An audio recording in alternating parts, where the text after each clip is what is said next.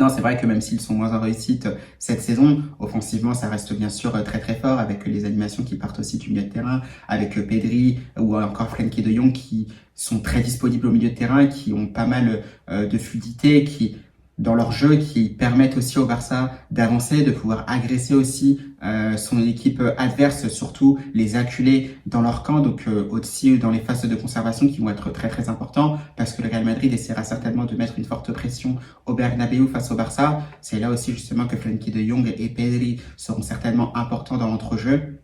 Lamine Yamal, évidemment, sera très très attendu. On sait, il aura fait pas mal de différences aussi face au Real Madrid, notamment la saison dernière. Sans nul doute aussi qu'il voudra récidiver donc ce dimanche. On sait qu'il est très très fort justement dans les 1 contre 1. Et c'est là où on va attendre de quoi sera capable aussi Álvaro Carreras contre certainement ce qui se fait de mieux sur le côté droit pour un attaquant, donc Lamine Yamal en l'occurrence. Donc j'ai hâte de voir cette confrontation entre Yamal et Álvaro Carreras, sachant que Yamal, je crois qu'il reste sur 4 ou 5 buts lors des derniers Clasico, donc surtout la saison dernière face au Real Madrid. Donc attention, on est prévenu de ce côté-là et il faudra être extrêmement vigilant face à l'attaquant espagnol.